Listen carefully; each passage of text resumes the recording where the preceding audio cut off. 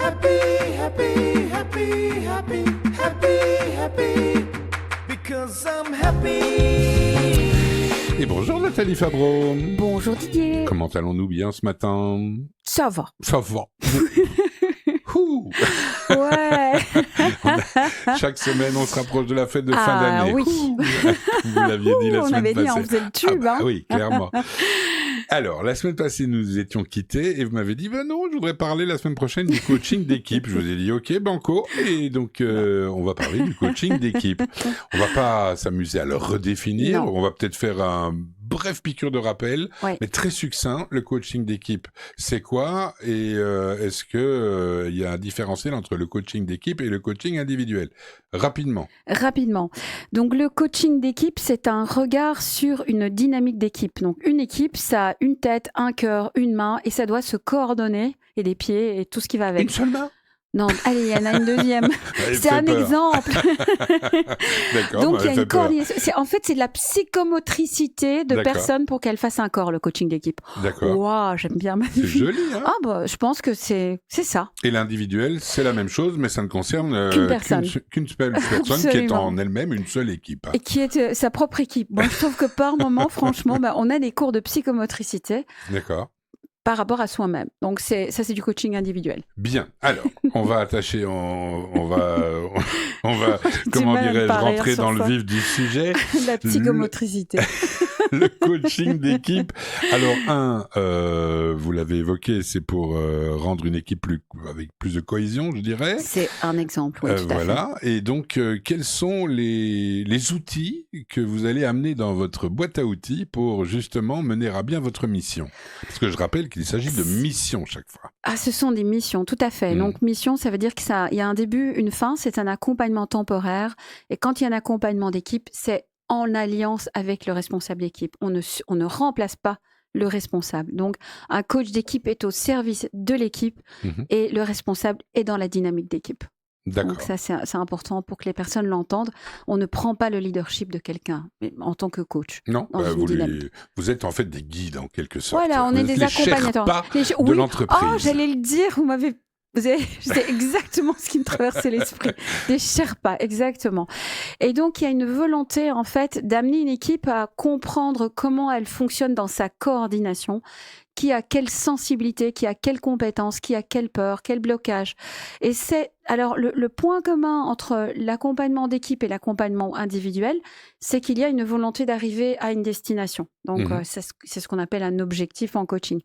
Et donc, par rapport à l'équipe, ce qui est important, c'est de comprendre et d'avoir vraiment une adhésion de l'équipe par rapport à la thématique. Vers quoi est-ce qu'elles veulent aller? À quoi est-ce qu'elles sont prêtes à s'engager? Donc, j'avais dit que j'avais envie de donner des clés, en fait, par rapport au coaching d'équipe, aux personnes qui écoutent cette émission, qui gèrent des équipes ou qui font partie d'équipes. Parce qu'un membre de l'équipe peut aussi, quelque part, être un soutien, un Sherpa pour son équipe aussi. Surtout s'il y a peut-être pas d'encadrement, temporairement, ça peut arriver. Mais j'ai presque envie de dire, il devrait être ou se sentir investi d'un devoir Absolument. de Sherpa. Oui, et on a dans un des outils que j'utilise cette mesure du leadership d'équipe. Donc il y a le leadership du responsable et le leadership d'équipe. Ça, on l'a évoqué précédemment dans absolument. nos chroniques. Hein. Et donc dans les approches et les outils, ce qui peut être intéressant comme question importante et intéressante, donc si vous gérez une équipe, c'est déjà de vérifier dans l'équipe comment est perçu. Donc ça peut être vraiment poser des questions ouvertes à l'équipe, c'est comment est-ce que nous sommes au clair en tant qu'équipe sur nos objectifs communs, nos fonctionnements communs, comment est-ce que vous les ressentez, qu'est-ce qui marche, qu'est-ce qui ne marche pas. Et un outil qui est vraiment très simple et très efficace aussi par rapport à une équipe, que je partage ici dans l'émission, c'est qu'est-ce qu'on devrait continuer à faire, qu'est-ce qu'on devrait commencer à faire et qu'est-ce qu'on devrait arrêter de faire pour atteindre un objectif ou une cohésion.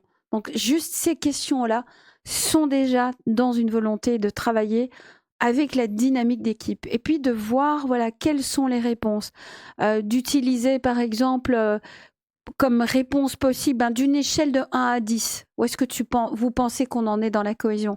Et un manager peut récolter ces informations et puis ensuite inviter l'équipe à faire des propositions. Donc, on est vraiment dans ce qu'on appelle une orientation solution. Donc, ça, c'est déjà un accompagnement d'équipe version light très efficace. D'accord. Et c'est intéressant de prendre le temps quand on est manager de ne pas être que sur où est-ce qu'on en est par rapport aux chiffres, nos progressions, nos résolutions de problèmes, mais de dire pause. Là, aujourd'hui, nous allons prendre une demi-heure, 1 heure pour vraiment voir comment on avance, comment est-ce qu'on se sent par rapport à cette avancée au niveau des procédures, au niveau de nos dynamiques, de notre communication, de Mhm. notre clarté sur les objectifs. Qu'est-ce qu'il faut continuer, arrêter de faire et commencer à faire. Ça, c'est déjà, j'ai envie de dire, une clé De base. facile, légère et de base, tout à fait. Et Bien. qui peut être très efficace. À partir de combien de personnes peut-on parler de gestion, de coaching d'équipe? Ah. Normalement, une équipe, on parle d'une dynamique d'équipe quand on est au-delà de 4 à 5 personnes. Quand même. Ouais. D'accord, ok. Donc un binôme n'est normalement pas une équipe. Et pourtant, on est déjà, si on prend l'approche systémique, qui est Mhm. souvent une spécialisation dans l'observation des équipes, quand on est 2, il y a déjà une tierce personne, c'est la relation. Donc il y a déjà quelque chose de systémique en fait, même à 2. Et quand nous parlons d'équipe, 4 au-delà de 4. Bien, alors au-delà de 4. Alors, on parle de coaching d'équipe et vous l'avez évoqué très justement. Il faut se fixer les objectifs, essayer de mettre en place les choses, d'aligner les planètes pour les atteindre. Absolument. Mais les planètes, ce sont les membres de l'équipe et chaque planète a sa propre spécificité, sa propre atmosphère, ses propres... Donc, comment ça se passe? Est-ce qu'alors à ce moment-là, on commence, ou en tout cas, on inclut dans ce coaching d'équipe un coaching individuel planète par planète pour arriver à avoir un système solaire d'une certaine façon, ou bien est-ce que on travaille sur le coaching d'équipe et puis on regarde un petit peu les résultats et puis on se dit tiens en fonction de ça maintenant on va aller plutôt axer sur l'individuel, sur tel ou tel membre de l'équipe qui semble ne pas être un petit peu le canard boiteux, ça veut pas dire péjoratif mais qui semble être la pierre d'achoppement on va dire. Alors, moi, je privilégie de ne pas surcharger les approches. Donc, quand je fais une intervention. Donc, moi, je privilégie que s'il y a un choix de travailler sur la dynamique d'équipe, on met toute l'énergie sur la dynamique d'équipe. Et dans le coaching d'équipe, on peut sentir s'il y a des planètes qui, en effet, sont peut-être un peu à la traîne ou sont perdues. Et de voir comment l'équipe sait les inclure. Parce qu'une équipe en cohésion, pour revenir à ce que vous aviez dit plus tôt, Didier, c'est une équipe qui est capable de justement d'identifier. J'avais exactement cet éclairage hier avec une équipe que j'ai accompagnée. C'est à un moment donné, il y avait une personne qui n'arrivait pas à suivre. Et j'ai juste invité l'équipe à prendre un moment d'arrêt et de se poser la question sur comment est-ce qu'on est tous ensemble ici, dans l'instant, et de bien tous se regarder. Donc, c'est vraiment pour qu'ils développent le réflexe. Et là, ils ont en fait pris conscience qu'il y avait quelqu'un qui n'arrivait plus à suivre. Et donc, continuer à poser les questions. Donc, je préfère autant que possible mettre dans le coaching d'équipe l'intégration de comment est-ce qu'on reste tous à bord et on s'aligne et on se soutient quand quelqu'un accélère, ralentit, et qu'ils en développent leur intelligence collective. Et s'il y a quelqu'un qui est vraiment dans la difficulté, alors d'envisager un accompagnement individuel pour permettre à la personne, si elle est demandeuse de ça, si elle est prenante de ce processus, ça peut être envisageable. Et il faut alors faire attention à ne pas démultiplier et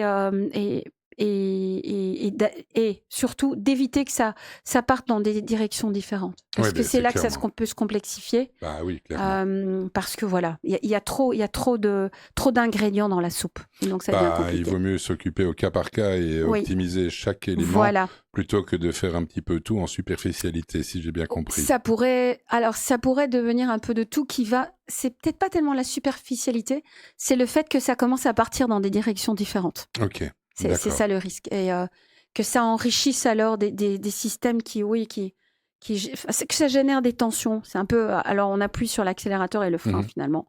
Bien. Alors, pour les managers ou les chefs d'entreprise qui nous écoutent, je sais qu'il y en a parmi nos auditeurs, ce sont des coachings et des interventions, des consultances qui s'inscrivent dans le temps, mais à quelle fréquence, je dirais? Est-ce que c'est de l'ordre de jours, de semaines, de mois, d'années?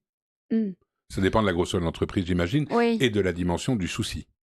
Alors, J'aime bien parce que quand moi j'entends souci, je dis mais c'est pas une histoire de souci. Non, Mais c'est en vrai même temps, aussi. vous avez raison, Didier. C'est ça qui Mais s'ils font réveille appel les à vous, esprits. c'est qu'ils ont un truc qui leur semble être un C'est souci, ça, peut-être. exactement. C'est exactement ça. S'il y a une volonté dans sa croissance de créer une nouvelle culture, on peut carrément parler d'1 à 2 années. Et là, on est sur des coachings d'équipe, des coachings individuels et des 1 à 2 interventions. années en permanence, ça veut dire que vous êtes Non, en pas en permanence dans permanence. Non, Ok, non. Avec des ateliers et des coachings à concurrence de toutes les 2 semaines, ok. 1 fois par mois, 1 fois par trimestre. Là, on est vraiment dans quelque chose qui s'articule. Et ça peut aussi Et c'est ressembler à vous ça qui en conduite du définissez cela changement. ou c'est le budget de l'entreprise On qui fait un diagnostic et des recommandations aux Ok, dirigeants. Et puis eux, ils voient ce qui est possible, d'accord. ceux qui sont prêts à prendre à bord pour que ça reste quand même quelque chose qui soit efficace et en même temps, oui, selon les possibilités de l'organisation, en fait. Bien, dernière question qui va peut-être ouvrir notre prochaine chronique, comme d'habitude. Vous savez, moi, le temps, j'ai du mal. Est-ce qu'on pourrait envisager que des équipes s'auto-coachent? C'est mon plus grand souhait. Pour Est-ce que ça arrive? mais c'est vraiment un objectif en soi que je mets dans l'accompagnement, c'est comment allez-vous continuer maintenant que vous avez intégré ces mécanismes, comment allez-vous les entretenir, comment allez-vous les nourrir, les porter et les enrichir en fait. Donc pour moi, c'est en soi, c'est ma volonté en fait. Alors, dans la réalité, une équipe, ça évolue. Le contexte dans lequel elle évolue. Il y en a qui peuvent naturellement devenir des Sherpas et qui peuvent garder le bâton et le maintenir dans toutes ces situations.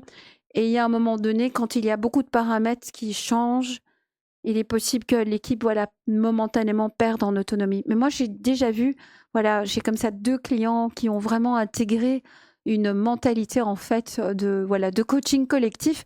Et c'est très chouette à voir et il y a une certaine stabilité dans cette équipe, dans une des 2 équipes en tout cas. Bien, c'est Donc parfait. oui, c'est possible et c'est l'idée. Est-ce que c'est pour vous L'autonomie. finalement une consécration de dire, voilà, moi je suis venu, j'ai fait ce que j'avais à faire et maintenant ils arrivent vous passe le à bâton. reproduire la chose Ouais. et donc mission accomplie, ils Ah ont bien oui. compris ma philosophie. Quand c'est possible, je vous promets que ça, ce sont des bouteilles de champagne en fait. Vous m'étonnez, vous m'étonnez.